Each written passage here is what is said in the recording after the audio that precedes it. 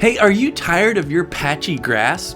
Do you have muddy spots in your yard? Or maybe you have no grass at all, and you know you want to keep up with the neighbors. They just don't care about their yard. Which honestly, I kinda don't. But I'll show you the easiest and quickest way that I've found to keep up with the Joneses and to get your yard looking lush. Coming up.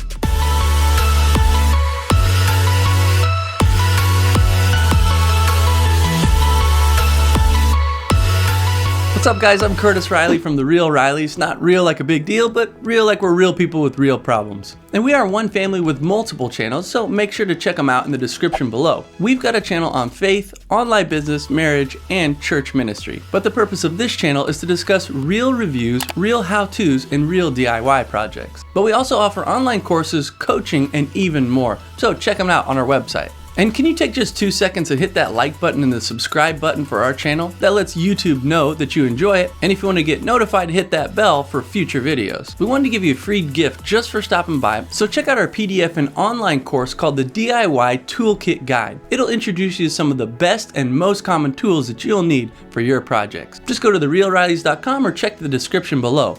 Now let's get into it. When we moved into our current house, there was literally no grass. I ended up mowing some of the weeds and it was just like this huge dust bowl. So we had to grow some grass quick. So let me share with you 6 steps that I found to be the quickest and easiest way to grow grass. Step number 1 is to soak. If you want to grow grass seed, they need a really moist environment. Sorry for those of you who don't like that word, moist. So it helps the seed grow, and also it makes it easier for step number 2. Step number 2 is the hard part, scrape. You want to go ahead and grab a rake, and you're trying to do a couple things. Number 1, you're kind of raking up the dirt and giving the seed a place to go. But you also want to look for the dead grass that you have in your yard, any grass that's brown, and go ahead and rake that up and get it out of the way.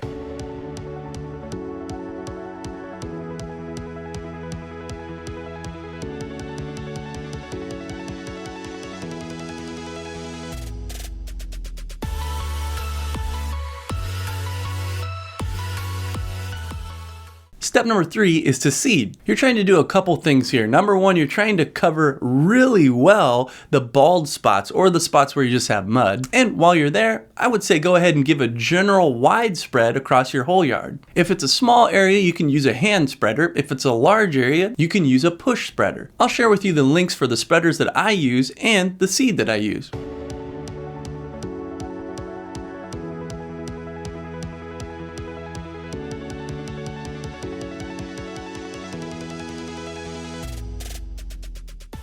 Hey, can I stop you right there? And if you're getting value out of this video, will you hit that like button and subscribe to our channel? That helps support us and helps us to continue to make more videos like this. And a bonus tip would be to stomp. This makes sure the seed is firmly in the ground and that the roots have a place to grab a hold.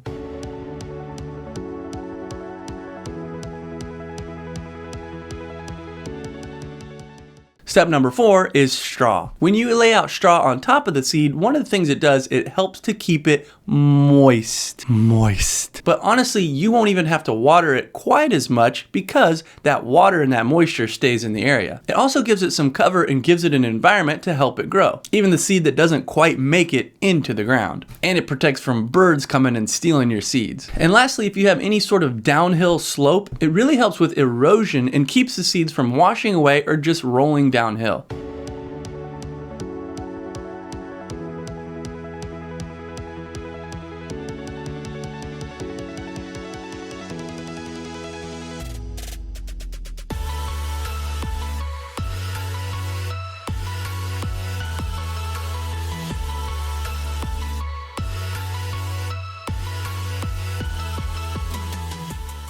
Step number 5, we're kind of back to the beginning with soak. At this point, all you're doing is making sure that you consistently, every day, and sometimes multiple times a day if it's hot and dry, just keep the grass watered. This is kind of where the miracle begins, and you just let God take over from here.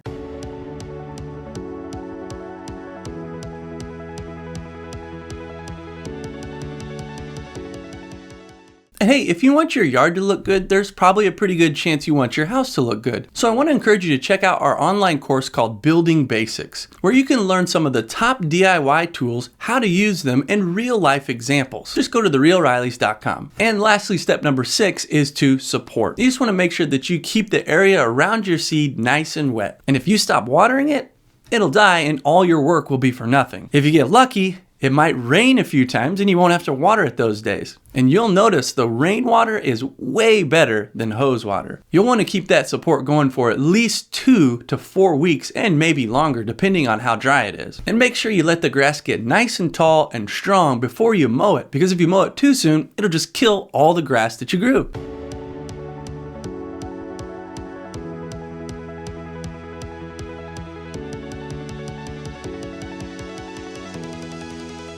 Now it's time to get real. Comment below and let us know what type of grass seed you typically like to use, or how much time you normally spend on your yard. And I want to encourage you to continue the conversation in one of our online communities. You can hang out with like-minded people, ask questions, and be encouraged. You might even have your question answered in the next live Q&A. I want to encourage you to pay attention to some of our upcoming videos, like how to make a standing treadmill desk. Or if you want to branch out a little bit, check out one of our other channels about ministry or about faith. Hey, I hope this video was helpful for you, and I can't wait for your yard to look even better than your neighbor's.